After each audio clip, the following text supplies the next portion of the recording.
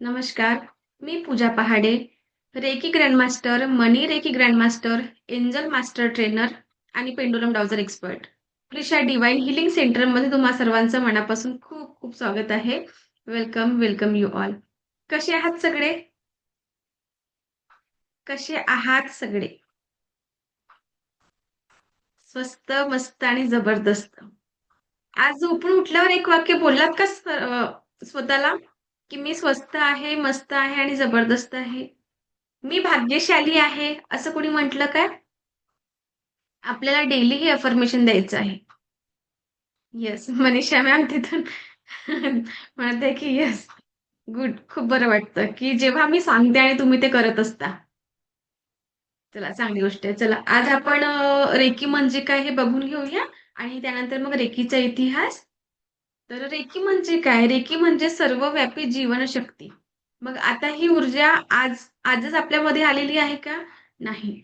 ही ऊर्जा आपण जन्म घेतो तेव्हापासूनच ही ऊर्जा आपल्या सोबत असते. मी काल तुम्हाला सांगितलंच होतं. त्याचप्रमाणे हिचं ॲक्टिव्हेशन जेव्हा आपण शक्तिपात घेत असतो, तेव्हाच आपल्याला या ऊर्जा अनुभवायला मिळतात. ठीक आहे. मग रेकी कुणीही शिकू शकतं का? तुम्हाला काय वाटतं रेकी कुणीही शिकू शकतं का? येस. कल्पना मॅम म्हणतात येस. रेकी कुणीही शिकू शकतं. वयाचं बंधन नाही, एज लिमिट नसतं, की नाही आता 60 तुम्ही क्रॉस केलेली आहे, तर तुम्हाला रेकी शिकायची नाही किंवा तुम्ही 10 वर्षाचे, 15 वर्षाचे आहेत, असं काही नाही. कुणीही रेकी शिकू शकतं. जसं आपण ऑक्सिजन घेतो, तर ऑक्सिजन कसं सर्वांना सारखं मिळतं किंवा मला जगण्यासाठी ऑक्सिजन लागतं, तर तुम्हाला कार्बन डायऑक्साईड लागतं, असं काही आहे का? नाही, तुम्हाला सुद्धा ऑक्सिजनच लागेल. बरोबर. त्याच प्रकारे रेकी सुद्धा ही सर्वांना सारखी आहे आणि कुठल्याही धर्मपंथाशी हिचा संबंध नाही. जर कुणाला वाटत असेल, की मी आता म्हणजे या धर्माची आहे, या पंथाची आहे, तर मी रेकी शिकू शकते का? तर येस, रेकी कुणीही शिकू शकतं. या कुठल्याही धर्मपंथाशी हिचं काहीही घेणं-देणं नाही. ठीक आहे. आज आपण बघणार आहोत रेकीचा इतिहास. रेकीचा इतिहास जी आपण रेकी शिकत आहे, ती आहे जपानी चिकित्सा उपचार पद्धती. आपण जी रेकी शिकतो आहे, ती आहे जपानी चिकित्सा उपचार पद्धती. ही रेकी आपल्या पामचक्रामधून प्रवाहित होत असते. हे जे पामचक्र आहे आपल्या, या पामचक्रामधून ही रेकी प्रवाहित होत असते. मग आता ही रेकी कुणी आणली? तर डॉक्टर मिकावसू यांनी ही रेकी रिडिस्कव्हर केलेली आहे. तुम्ही जर एखादी बाळ रडत असेल, छोटं बाळ रडत आहे. मग त्याला जर कुणीही हातात घेतलं, तर त्याचं रडणं थांबतं का? नाही थांबत? थांबतं ना? का बरं थांबतं? का बरं थांबतं? आपण त्याला या हाताने उचलतो, त्याला हस्तस्पर्शाची जाणीव होते आणि त्याला सिक्युअर फील होतं. होतं की नाही? मग रडणं थांबतं ना. म्हणजे त्याला या हातातून ऊर्जा काहीतरी त्याला जाणवतं. लहान असताना त्याला कळत नाही कोण आई आहे, कोण बाबा आहे एवढं त्याला काही नसतं. पण कंटिन्यू त्याची आई त्याला घेऊ-घेऊ राहते म्हणजे त्याला हात म्हणजे हस्तस्पर्शाची जाणीव होत असते बरं. बरोबर. पण एखादा कुठलाही आई, बाबा किंवा कुणीही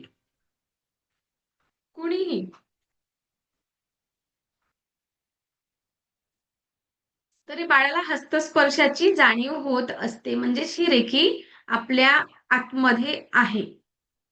चला रेकीचा इतिहास बघूया. रेकी डॉक्टर मिकावसू यांनी रिडिस्कव्हर केली. मग रेकीचे जनक आहेत डॉक्टर मिकावसू. हे पी-एच-डी स्कॉलर आहे आणि होते.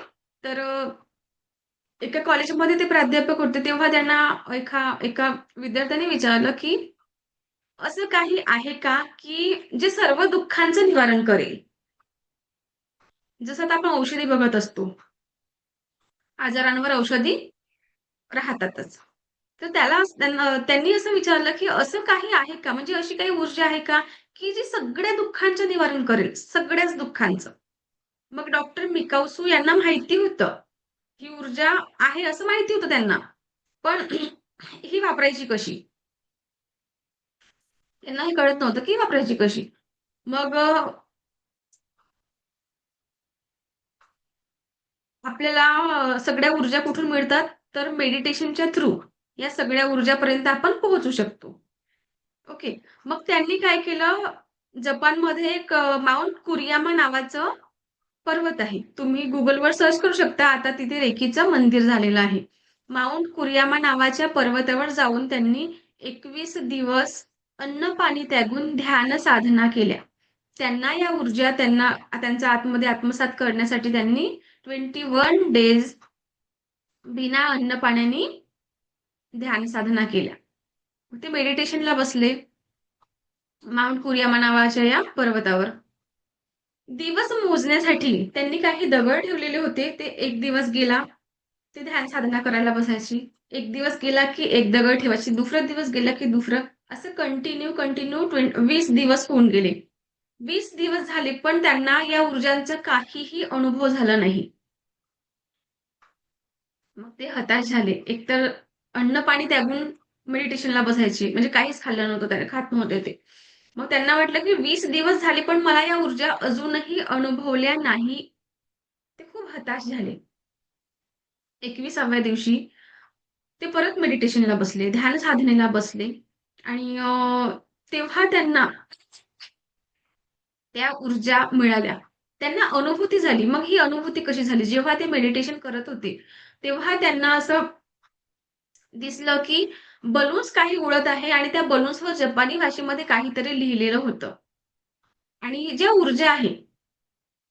ऊर्जा म्हणजे जर तुमच्या शक्तिपात जेव्हा होतं, तेव्हा तुम्हाला सुद्धा या ऊर्जा अनुभवतात. तर जणू त्यांच्या शक्तिपात हा निसर्गाने केलेला होता. या ऊर्जा त्यांच्यापर्यंत कशा पोहोचल्या, तर निसर्गाच्या थ्रू मेडिटेशन करत असताना त्यांच्याजवळ त्या ऊर्जा पोहोचल्या. मग त्यांना जेव्हा 21 डेज ते जेवण नाही केलं, तर कसं एकदम असं अस्वस्थ वाटतं. आपल्याला असं वीकनेस वाटतं. तर त्यांना सुद्धा तसंच वाटायचं. पण जेव्हा त्यांचा शक्तिपात झाला, म्हणजेच 21व्या दिवशी ते मेडिटेशनला बसले आणि त्यांना ते सगळे असं शक्तिपात झाल्यासारखं त्यांच्या आतमध्ये अशी एनर्जी व्हायला लागली. त्यांना असं वाटलं, की खूप एनर्जेटिक वाटलं आणि मग त्यांना असं वाटलं, की आता म्हणजे वाटतं ना, एक काहीतरी एनर्जीचा फ्लो आपल्यापर्यंत पोहोचलेला आहे. म्हणजे आपल्याला जेव्हा जेवण नाही केलं, तेव्हा म्हणजे आपल्याला वीकनेस वाटतं आणि जेवण केल्यावर म्हणजे आपल्या आतमध्ये बघा एनर्जी येते. तेव्हा आपण कसं, अरे आहे आपलं जीवन आपल्या पोटामध्ये जेवण गेलेलं आहे आणि आपण आता छान आहोत. त्याचप्रकारे त्यांना सुद्धा त्या एनर्जी मिळाल्यानंतर त्यांना असं वाटलं, की या ऊर्जा आपल्यापर्यंत पोहोचलेल्या आहेत. मग आता या ऊर्जा आपल्याला कुणाला तरी सांगावसं वाटतं. ते सुद्धा मग त्यांना 21 डेज 21 दिवस झाले, की मग ते त्यांना शक्तिपात झालं आणि मग ते त्या पर्वतावरून खाली येऊ लागले. खाली येत असताना धावत-धावत येऊ लागले आणि धावत असताना त्यांच्या पायाला ठेच लागली. मग पायाला ठेच लागली.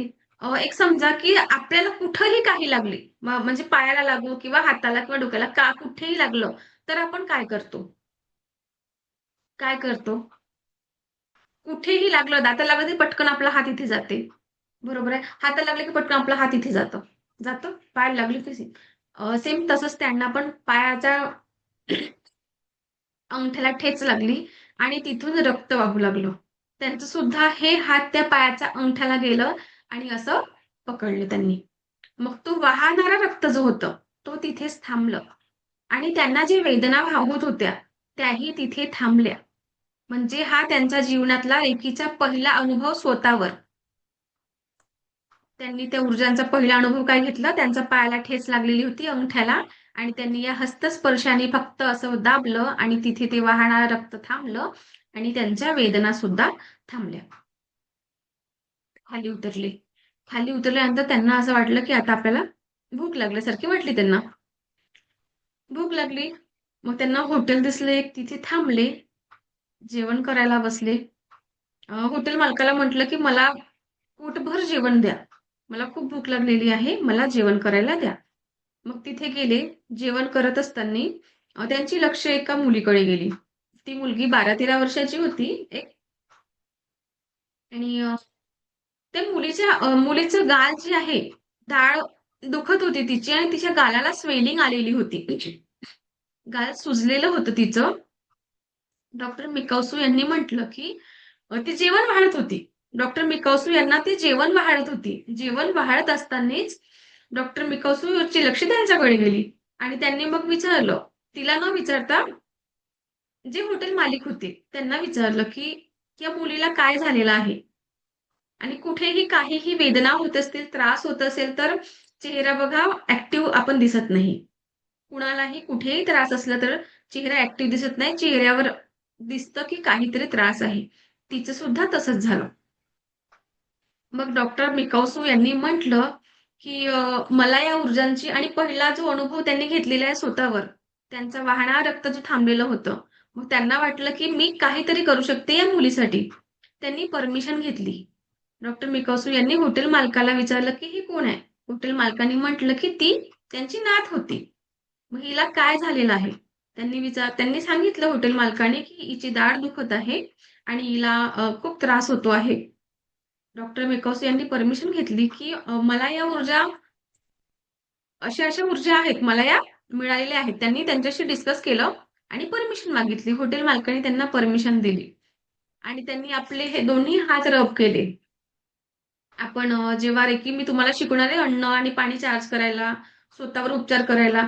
तर त्याआधी आपण काय करत असतो हात रब करत असतो, हात घासत असतो असे आणि त्यानंतर मग त्यांनी तिच्या गालावर हात ठेवले. मुलीच्या गालावर हात ठेवले आणि हातातून संवेदना सुरू होऊन संपेपर्यंत तिला हीलिंग दिली.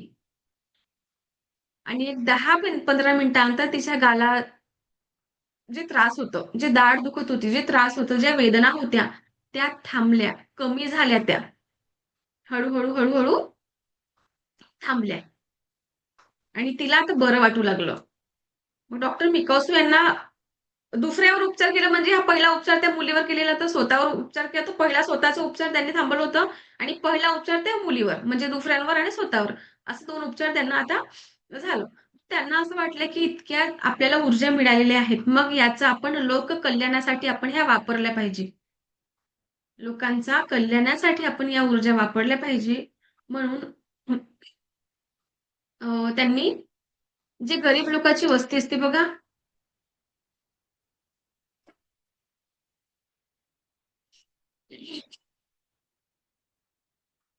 या ऊर्जा त्यांनी मिळाल्या आणि आता या ऊर्जा आपल्यापर्यंत कशा पोहोचल्या? डॉक्टर मिकाउसो यांनी आपल्यापर्यंत पोहोचवल्या नाही आहेत.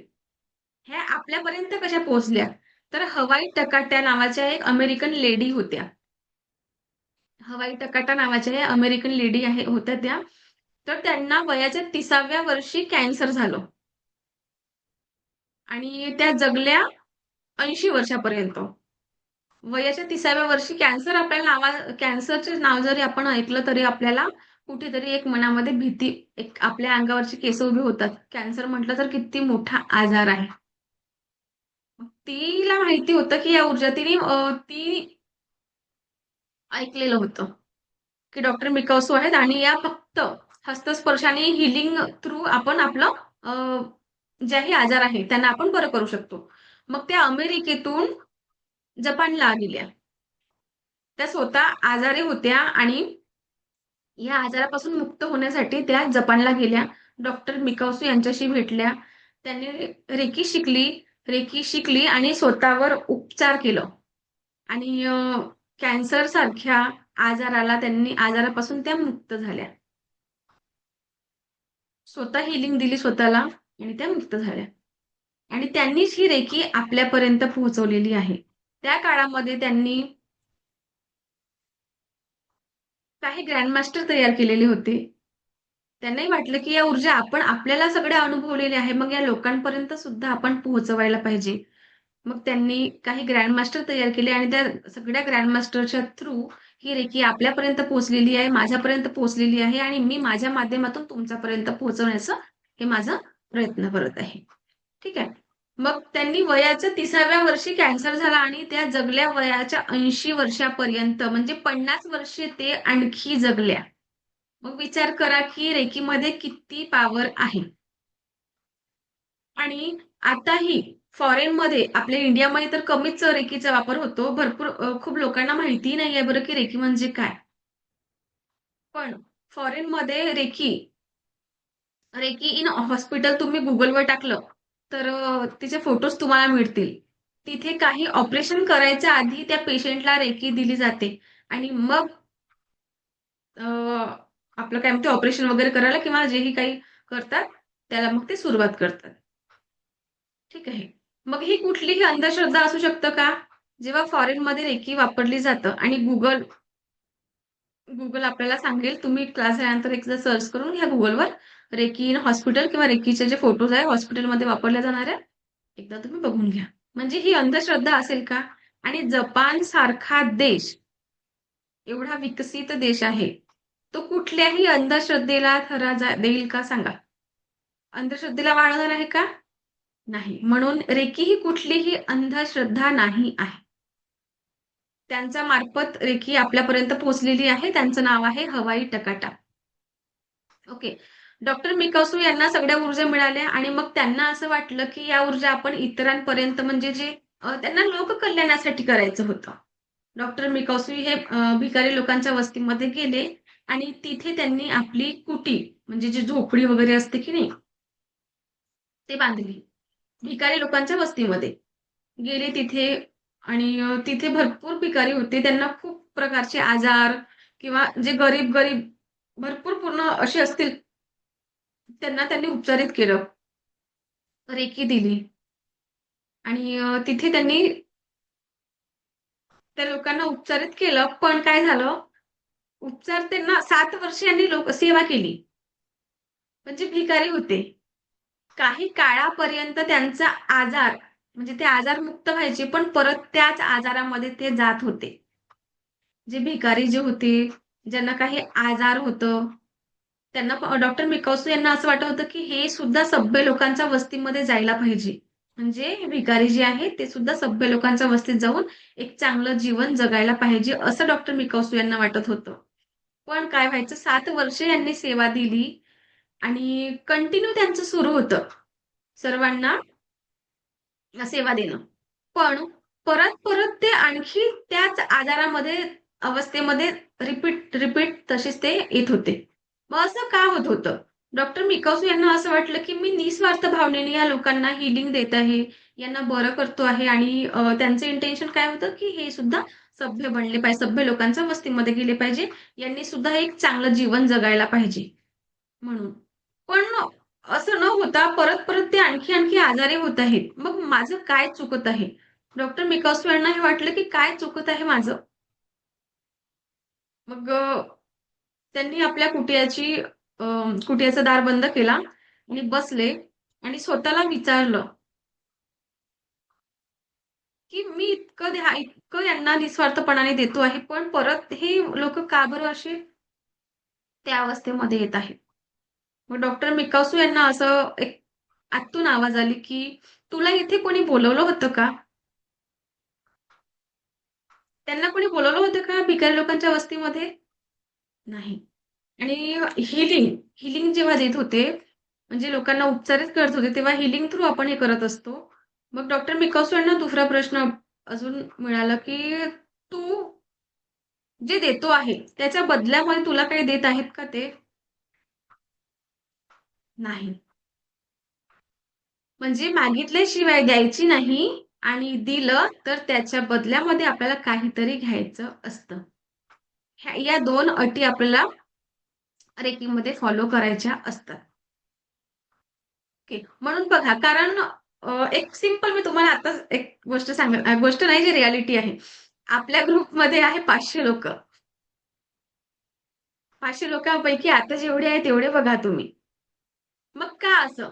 म्हणजे फ्रीचं माइंडसेट काय असतं, की फ्रीमध्ये आहे तर खरंच काही चांगलं मिळणार आहे का? माइंडसेट बघा कसं आहे. आणि रेकी पहिली गोष्ट तर रेकीला तुम्ही चूज करत नाही तर रेकी तुम्हाला चूज करत असते. निवड तुम्ही नाही केलेली आहे. एक विचार करा, की तुमच्या जीवनामध्ये काहीतरी बदल घडायचा असेल, काहीतरी सकारात्मक व्हायचं असेल, त्यामुळे तुमच्यापर्यंत ही रेकी पोहोचलेली आहे. आपण रेकीला निवडत नाही, तर रेकी ही आपल्याला निवडत असते. ओके. आणि फ्रीची गोष्ट मिळाली, तर त्याची व्हॅल्यू सुद्धा नसतं बरं, खूप कमी असतं. असतं का? अरे, ही तर फ्रीचीच आहे, असू दे आणि तीच गोष्ट जर आपण पैशाने घेतली, तर आपल्याला खूप मोठी किंमत. जर याच क्लासची मी तुम्हाला फक्त ₹1000 जरी फी तुम्ही दिली असती, तर आज कॅमेरे ऑन असते, कॉन्सन्ट्रेशन असतं पूर्ण क्लासवर. कारण आम्ही फी पेड केलेली आहे, राइट? पण फ्रीच आहे. अरे या मॅम येतील, बडबड करतील आणि 1 तासानंतर चालल्या जातील. जर तुम्ही पैसे भरले असते तर असं केलं असतं का? केलं असतं का? नाही. सो फ्रीजची व्हॅल्यू नाही राहत. म्हणून रेकीचं काय आहे, मी तुम्हाला अन्न-पाणी चार्ज करायला शिकवणार आहे. त्याचबरोबर पाणी जेव्हा आपण चार्ज करू स्वतःच्या हेल्थसाठी किंवा इतरांना सुद्धा आपण पाणी चार्ज करून देऊ. तर जर तुम्ही तुमच्या फॅमिलीमध्ये जसं तुम्ही तुमच्या मुलांसाठी पाणी चार्ज करून देत आहेत, तर आता आपल्या घरच्या घरी त्यांच्याकडून काय पैसे घ्यायचे आणि प्रत्येक गोष्ट आपण पैशामध्येच काउंट करायची असं नसतं. तर जर तुम्ही त्यांना पाणी चार्ज करून देत आहेत, तर मुलांना फक्त म्हणायचं की 1 ग्लास पाणी तुम्हाला आणून दे. किंवा एक छोटंसं काम आपण सांगू शकतो ना. असं नाही की तू मला पैसेच दिले पाहिजे किंवा मी तुला पैसे असं नाही राहत. प्रत्येक गोष्ट पैशामध्ये नसतं मोजायचं. बरोबर. पण हिलिंग जोपर्यंत आपल्याला मागत नाही तोपर्यंत द्यायची नाही. अट आहे. आणि मागितलं तर त्याच्या बदल्यामध्ये आपल्याला काहीतरी घ्यायचं असतं. बरोबर आहे? रेकीचे इतिहास समजलं? ओके. आता आपण पुढे जाऊया. रेकीची 5 तत्व. डॉक्टर मिकासो यांनी आपल्याला रेकीचे 5 तत्व दिलेले आहे. पहिलं तत्व आहे, फक्त आजसाठी मी राग करणार नाही. डॉक्टर मिकासो यांनी आपल्याला 5 तत्व दिलेली आहे जीवन जगण्यासाठी. ठीक आहे. फक्त आजसाठी मी राग करणार नाही. आता इथे उपस्थित जेवढे आहे, राग कुणाकुणाला येतं असं हँड रेज करा. राग कुणाकुणाला येतं? कल्पना मॅमला येतं. Very good. आणखी कुणाला येतं? 1415 काय विद्या मॅमला येतं. मनीषा मॅमला येतं. आणखी की 8227 काय नाव आहे मॅम तुमचं नाव? काय नाव आहे? नावाने जॉईन करत चला थोडं. सुजाता? सुजी? माहिती नाही. अनम्यूट करा. सुवर्णा. ओके. नावाने जॉईन करत चला. ओके. सुवर्णा मॅमला पण येतं. Very good. मॅम राग आला की किती छान आपल्या घरचं वातावरण होतं. राग बघा इथे उपस्थित सर्व स्त्रियांचे हँड राईज होते की यस मला राग येतो. मग रागामुळे काय होतं? घरचे वातावरण खूप छान, खूप प्रेमळ. आपण सर्वांशी खूप प्रेमाने वागतो, खूप प्रेमाने बोलतो. बरोबर? आणि एकदम पॉझिटिव्ह एनर्जी आपल्यामध्ये येते, आपल्यामध्ये येते, आपल्या घरच्या सगळ्यामध्ये आणि आपल्या घरामध्ये सुद्धा ही एनर्जी स्प्रेड होते. बरोबर? रागाची एनर्जी काय होतं मग सांगा? रागाने काय होतं? रागाने काय होतं सांगा मला? व्हॉइस आवाज नाही येतोय तुमचा.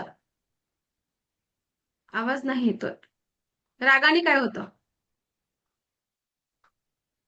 वातावरण पूर्ण डिस्टर्ब होतं मॅम. आणखी काय होतं?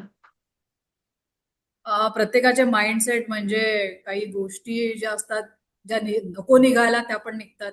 अननेसेसरी आपण बॅड वर्ड्स बोलतो. एकमेकांना कोणत्या ना कोणत्या प्रकारे आपण डॉमिनेट करायचा प्रयत्न करतो. येस. किंवा घरातलं वातावरण माइंड बी डिस्टर्ब होतं भरपूर. पण तरी सुद्धा तुम्हाला राग येतं. मॅम इट्स कंट्रोल नाही होत. हा मी तुम्हाला एक छोटीशी पॅरेंट स्टोरी कंट्रोल नाही. सांगते. छोटी स्टोरी सांगते. त्यानंतर तर मला असं वाटतं की सगळे म्हणतील की आम्ही आजपासून राग करणार नाही. ऐकायला आवडेल काय? चला. रागाची साणशी अशा या गोष्टीचं नाव आहे. भांडण होते. की मीना मॅम म्हणते भांडण होते आणि भांडण करून खूप छान वाटतं. Very good. जेव्हा माहिती आहे की आपल्या घरचं म्हणजे जे भांडण करतात त्यांना माहिती आहे की राग करून सगळे डिस्टर्ब आणि खूप चेंजेस होतात आणि तेही सगळे निगेटिव्ह. मग माहिती असल्यास सुद्धा तुम्ही राग करत असता. मग हे करायला पाहिजे का? स्वतःवर कंट्रोल ठेवत नाही. मग आज एक कहाणी ऐकून एक छोटीशी स्टोरी ऐका आणि रिअल स्टोरी आहे. यानंतर तुम्हाला राग करायचीच नाहीये. ठीक आहे. या गोष्टीचे नाव आहे रागाची सांडशी. मुलं जेव्हा छोटी असतात, शाळेत जातात आणि मग घरी शाळेतून परत आल्यानंतर सर्वात आधी कोणाला शोधत येतात? जेव्हा घरी आईला. येस. तसंच हा मुलगा सुद्धा आपल्या आईला शोधत घरी आला. त्याची भांडी घासत होती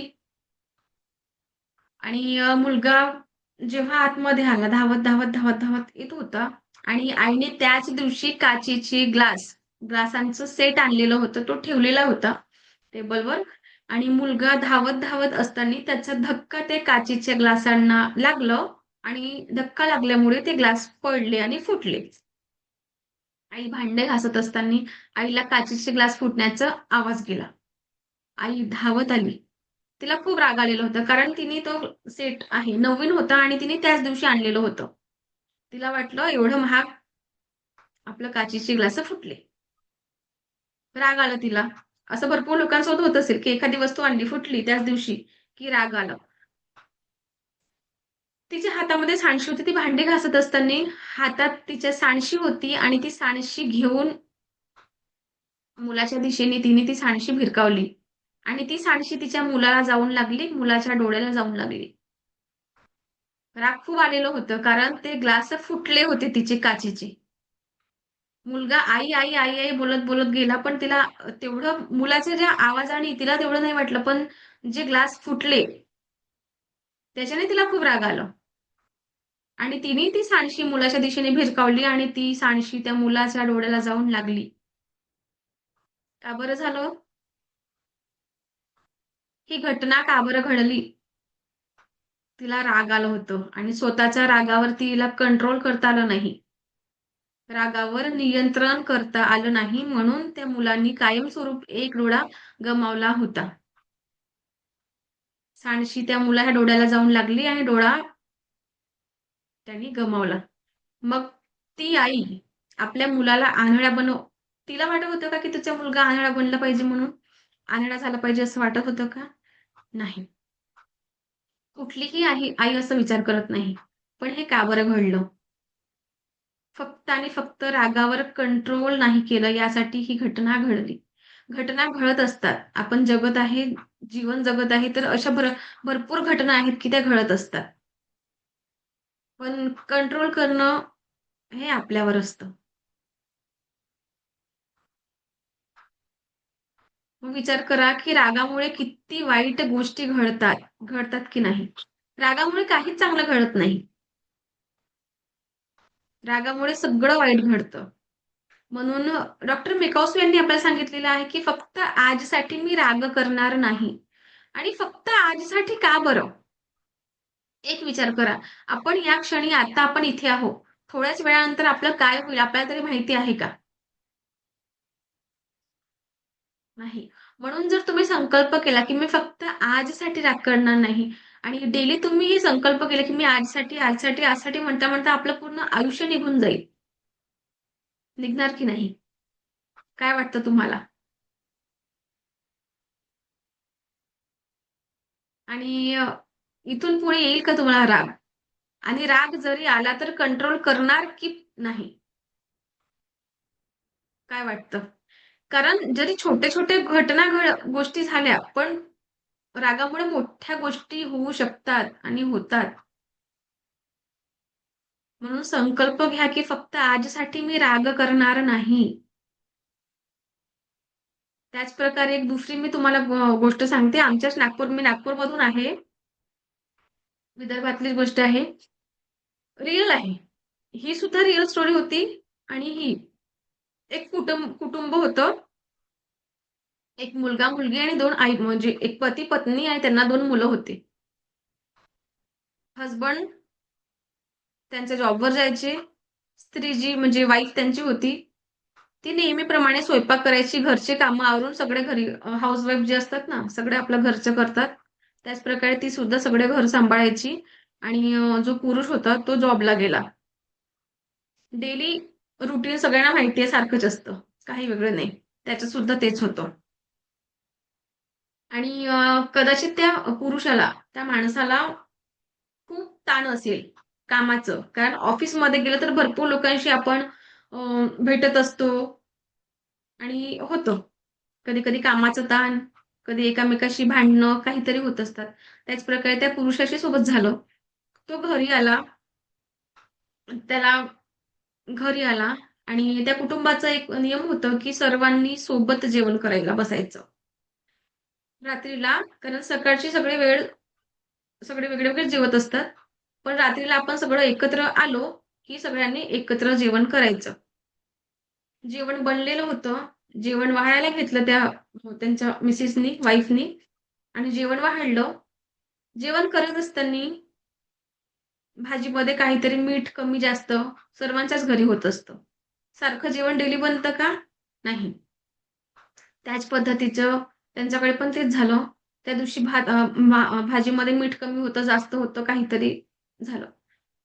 मग तिच्या मिस्टरांनी म्हणजे पुरुषांनी म्हटलं, की "तुला जेवण बनवता येत नाही." तिने म्हटलं, "मी आजच जेवण बनवलं का?" आणि भांड्याचं कसं आहे, भांड्याला भांडं लागलं, की अजून जोरात वाद होतो. बरोबर आहे.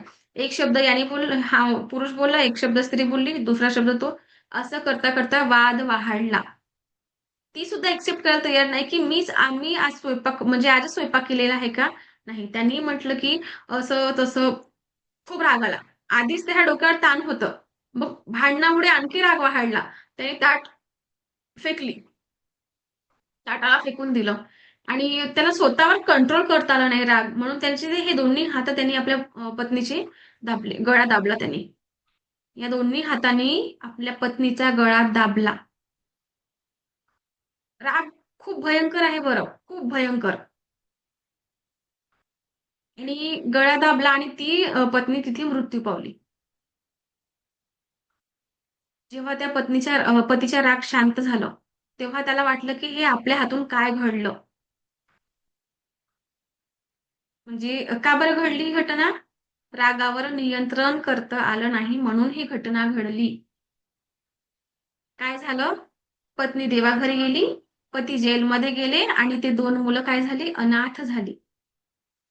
मग एका हसत्या-खेळत्या कुटुंबाचं होतं ते नव्हतं झालं. कशामुळे? फक्त रागावर नियंत्रण करता आलं नाही म्हणून. मग विचार करा तुम्ही जर राग करत असाल आणि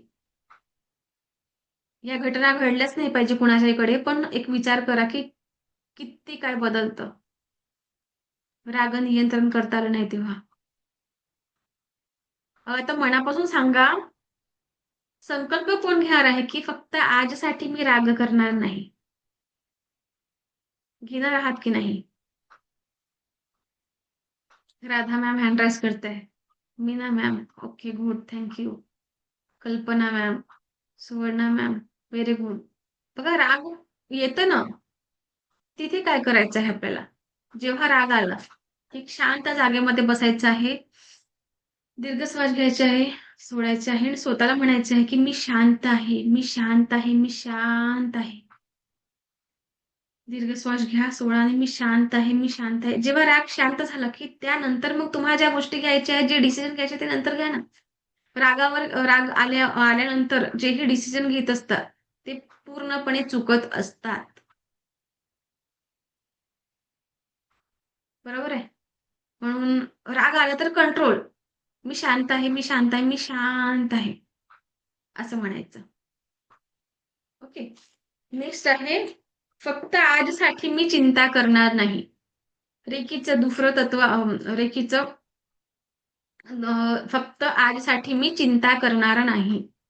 चिंता काय असते? तर चिंता ही आपण ऐकलेली आहे. चिंते ही पर्यंत लवकरात लवकर पोहोचवत असते. पोहोचवते की नाही? जर कालचा दिवस चांगला गेलेला आहे आणि एखाद्यासोबत कालचा दिवस जर वाईट घडलेला असेल, मग त्याच्या गोष्टी आपण घेऊन जर राहिलो, की इतकं वाईट झालं, तितकं वाईट झालं, हे झालं, ते झालं आणि आपण कालच्या वाईट दिवसामुळे आपण आजचा दिवस वाईट करतो आहे. ही चांगली गोष्ट आहे का? म्हणजे आजचा दिवस सुद्धा तुम्ही खराब करत आहात. करत आहात की नाही? कालच्या कटकटी सगळ्या आज तुम्ही त्याच विचार करत आहात. पण चांगलं घडलं ते नाही म्हणत, की "वॉव! काल खूप छान दिवस गेला, किती छान झालं, हे झालं, ते झालं." नाही.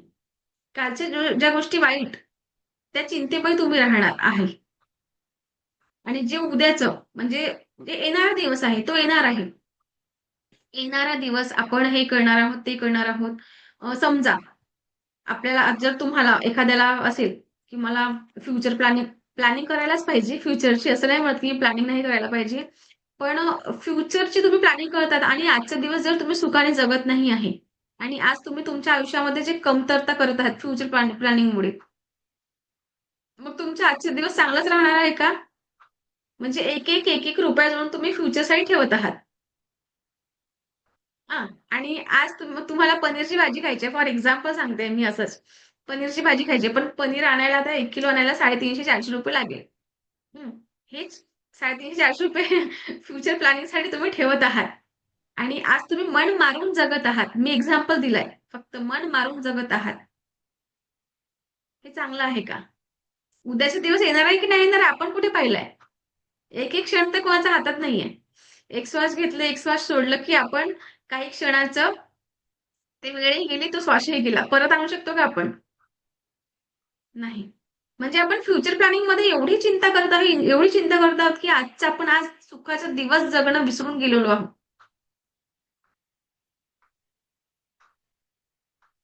फक्त आजसाठी मी चिंता करणार नाही. जे घडायचे ते घडेलच ना. का बरं चिंतेमध्ये राहायचं आहे, दिवस खराब करायचा आहे? वर्तमानाच्या क्षणात जगायला शिका. ओके? आणि तिसरं आहे, फक्त आजसाठी मी माझी कामं इमानदारीने करेन. इमानदारीने प्रत्येकाने जर आपले काम इमानदारीने केले, तर या जगाची एनर्जी किती पॉझिटिव्ह राहणार. एखाद्या डॉक्टरने आपले काम इमानदारीने केले, एखाद्या पोलिसांनी आपले काम इमानदारीने केले, एखाद्या गृहिणीने आपले काम इमानदारीने केले, तर या जगामध्ये सगळ्यांच्या घरामध्ये किती पॉझिटिव्ह एनर्जी राहील. पण असं होतं का? प्रत्येक व्यक्ती आपले काम इमानदारीने करतो आहे का? नाही. म्हणून आपली जिम्मेदारी म्हणून या प्रत्येक कामाला जर तुम्ही हाउसवाईफ आहे, तर स्वयंपाक करत आहात तुम्ही. समजा तुम्ही स्वयंपाक करत आहात आणि तुमची इच्छा नाही आहे जेवण बनवायची, तर तो जेवण कसं बनणार आहे? आपली जिम्मेदारी म्हणून ते काम आपल्याला करायचं आहे. एखादी वेळेस घडलं असेल बघा, इच्छा नाही आहे पण स्वयंपाक करायला लागत आहे.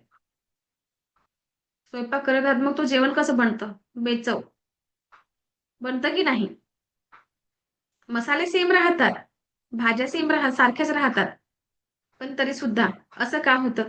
तर तुम्ही जे एनर्जीने जे स्वयंपाक बनवत आहात, ज्या माइंडसेटने तुम्ही स्वयंपाक बनवत आहात, एखादी तुम्ही तुम्ही पॉझिटिव्ह एनर्जीने स्वयंपाक बनवतात, तर चटणी सुद्धा खूप छान टेस्टी बनत असतं. नाहीतर पनीरची भाजी ही बेचव बनते.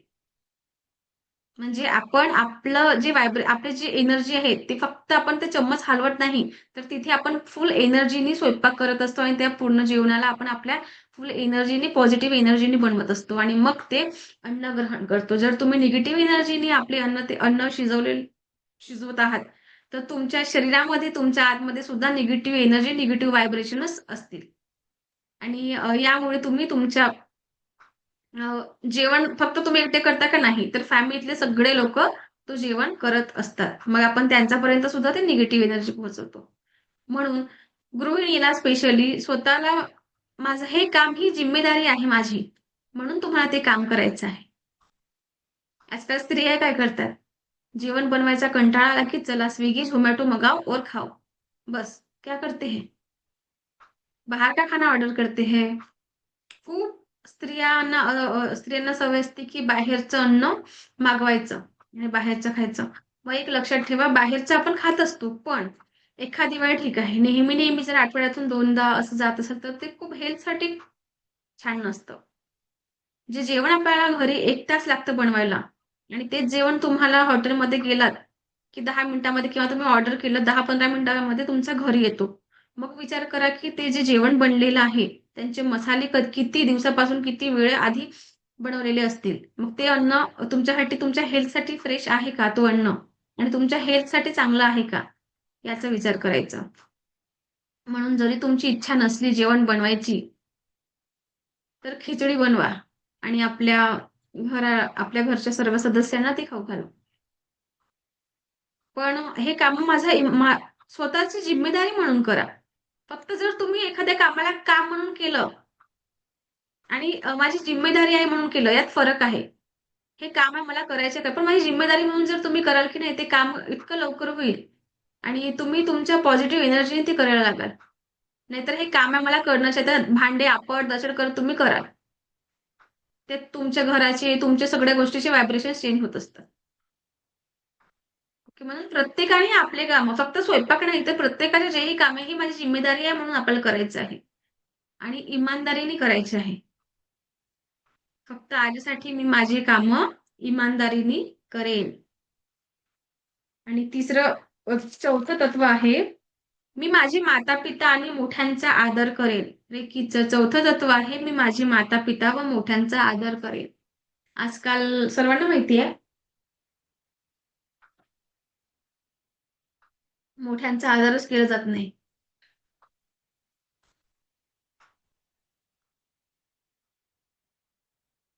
आता तर आपण भरपूर बघतो आहे असं, की मुलींना एक एक महिन्यामध्ये डायव्होर्सचे केसेस बघायला मिळत आहेत. 1-2 महिने झाले की डायव्होर्स. बस मला राहायचं नाही याच्यासोबत, मला हिच्यासोबत नाही राहायचंय, मला याच्यासोबत राहायचं नाही आहे.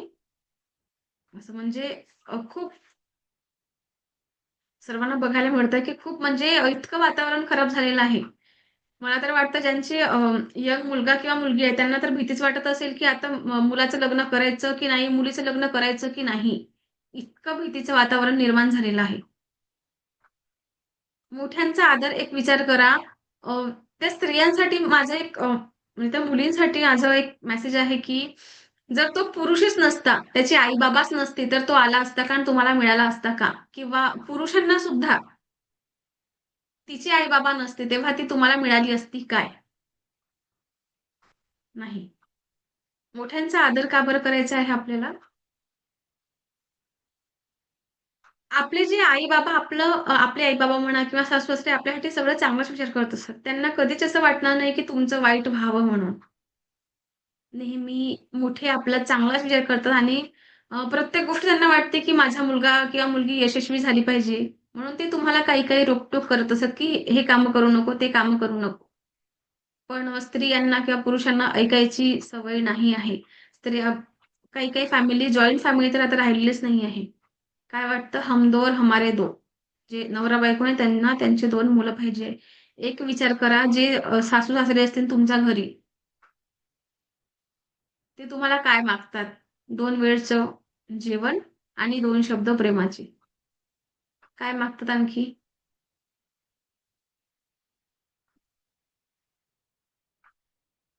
सुवर्णा मॅम जॉइंट फॅमिली आहे. आमची सुद्धा जॉइंट फॅमिली आहे मॅम. माझ्या घरात 17 लोकं आहेत. लहान-मोठे मोठ्यांना पकडून.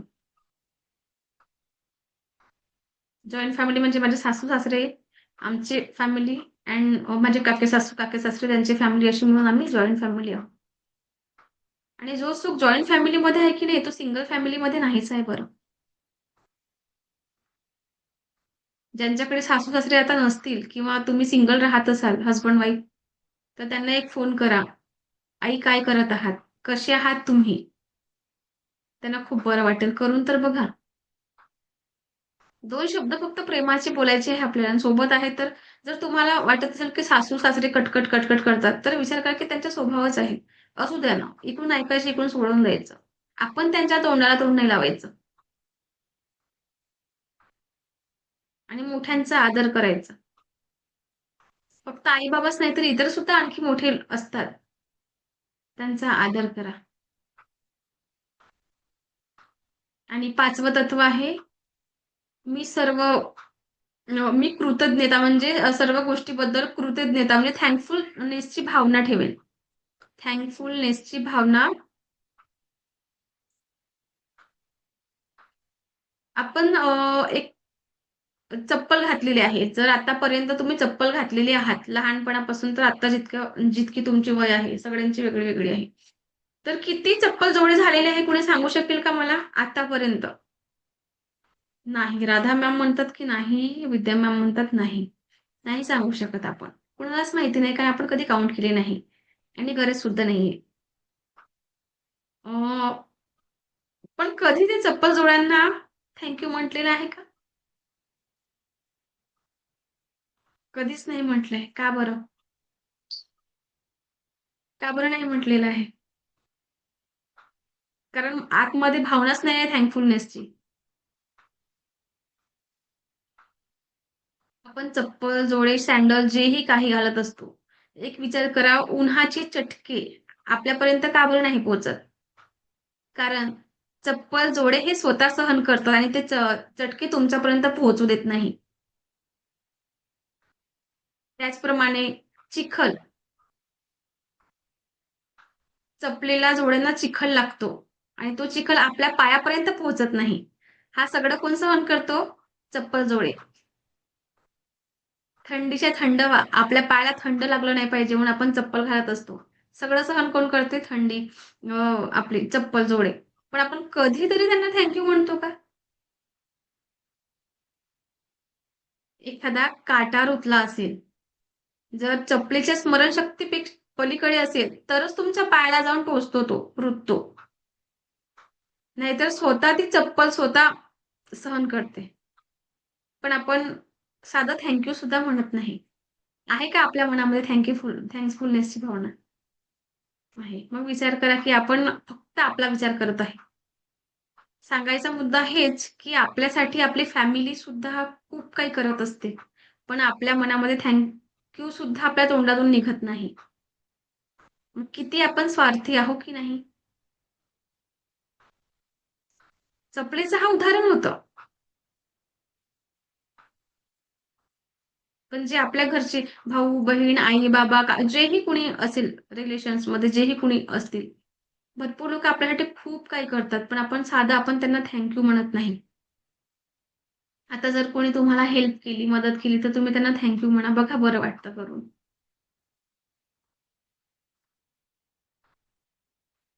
आपण इतके स्वार्थी झालेलो आहे ना आजच्या काळामध्ये आणि सगळे लोकं पैसा, पैसा, पैसे के पीछे भाग रहे हैं.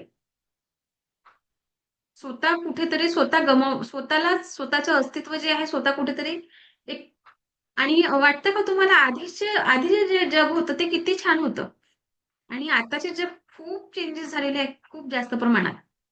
संवाद कुठेतरी थांबलेला आहे. नुसतं स्क्रोल करत बसतात मोबाईलमध्ये स्क्रोलिंग, स्क्रोलिंग, स्क्रोलिंग. शॉर्ट्सची वेळ लागलेली आहे. तोच वेळ तुम्ही तुमच्या फॅमिलीला द्या. आणि या सगळ्या जे तुम्हाला वाटतं का डिप्रेशन, अँक्झायटी कशामुळे होत आहे? कम्युनिकेशन थांबलेलं आहे. याच गोष्टीमुळे कुठेतरी तुमच्या त्या सगळ्या भावना आतमध्ये दडलेल्या आहे. कुठेतरी त्याच त्या कंटिन्यू तुम्ही त्या विचारांमध्ये गुंतलेले आहात. तिथून बाहेर पडता येत नाही आहे. यामुळे लोकं डिप्रेशनमध्ये जात आहे. आधी डिप्रेशन नाव सुद्धा ऐकलेलं नसतील. काय आहे डिप्रेशन?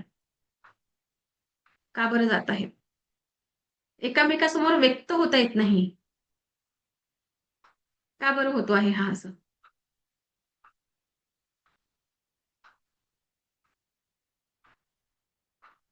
बोलायला शिका थोडं. व्यक्त व्हायला शिका. कधी-कधी काय होतं, हसबंड वाईफचं असलं तर मीच पुढाकार घेऊ का सगळ्या गोष्टी? मध्ये मीच पुढाकार घेऊ का? असं इगो असतो. पुरुषांना मीच का बरं पुढाकार घेऊ? ती पण व्यक्त झाली पाहिजे, असं राहतं. पण काय विचार करा, की नेहमी-नेहमी आपण त्याच विचारामध्ये आहो, की मीच व्यक्त होतोय, मीच व्यक्त होतोय. समोरच्याला काही त्याचं घेणं-देणं नाहीये. अरे ठीक आहे, त्या व्यक्तीचा स्वभाव म्हणून तुम्ही व्हा व्यक्त. पण मनातले सांगायला नाही तोपर्यंत समोरच्याला समजणार आहे का? व्यक्त व्हायला शिका. सांगायचा मुद्दा हेच आहे, की व्यक्त होता आला पाहिजे आपल्याला. ठीक आहे. जेव्हा आपण सातचक्रांचा अभ्यास करू, तेव्हा तुम्हाला कळेल, की असं का होत आहे? आणि सातचक्र जेव्हा शिकत असतो, की नाही, तर या माणसाचे दोष नसतोच. म्हणजे माणूस, स्त्रिया, पुरुष कुठल्याही व्यक्तीचा दोष नसतो. तर तुमचे जे सातचक्र आहे, कुठेतरी बॅलन्स नाही आहे. सातचक्र जेव्हा बॅलन्स नसतील, तेव्हाच प्रॉब्लेम्स होत असतात. व्यक्त होता येत नाही, कुणाला कुठल्या गोष्टी मनातच दडून आहे. सातचक्राचा आपण उद्या अभ्यास घेऊया. मी तुम्हाला सातचक्राबद्दल संपूर्ण माहिती उद्या देणार आहे. ठीक आहे. तर फक्त आजसाठी जे मी तुम्हाला 5 तत्व शिकवलेले आहे रेकीचे, ते फॉलो करा. आणि कंटिन्यू करून बघा, की काय चेंजेस कुछ तो चेंज हुआ है लाइफ में.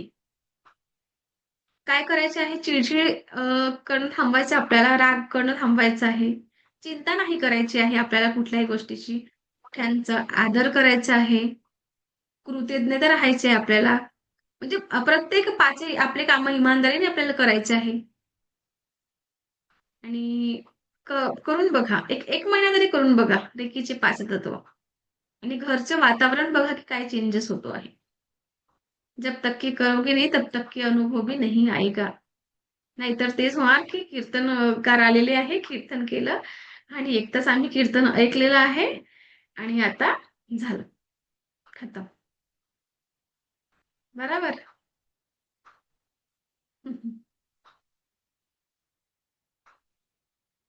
आपण अन्न पाण्याला चार्ज करायला सुद्धा शिकणार आहोत. म्हणजेच की जे अन्न आपण ग्रहण करतो. आणि रेकीची ऊर्जा जेव्हा आपण शक्तिपात आपण परवा घेऊया. ठीक आहे. उद्या आपण सातचक्र आणि झिबूचे काही सिम्बॉल्स शिकणार आहोत. तर वही आणि पेन घेऊन आपल्याला बसायचं आहे. तुमच्या आजारांसाठी म्हणजे आपण जे सिम्बॉल आहे तर एखाद्याला आजार असेल त्यासाठी कुठला सिम्बॉल तुम्ही वापरू शकता. जर खूप डोक्यामध्ये चिडचिड टेन्शन असेल त्यासाठी तुम्हाला कुठलं सिम्बॉल वापरायचं आहे. तर या सगळ्या गोष्टी आपण उद्या शिकूया. ठीक आहे. की कुणाला काही विचारायचं आहे का? आपण थांबूया. ओके. चला उद्या आपण भेटूया याच ऊर्जांसोबत दुपारी 1 वाजता. मला ऐकून घेतलं यासाठी मी तुम्हा सर्वांची खूप खूप आभारी आहे. दिव्य रेकी शक्ती तुमच्या आयुष्यामध्ये परमसुख, समाधान, आरोग्य, ऐश्वर्य आणि दीर्घायुष्य प्रदान करो हीच ईश्वरचरणी प्रार्थना. थँक्यू.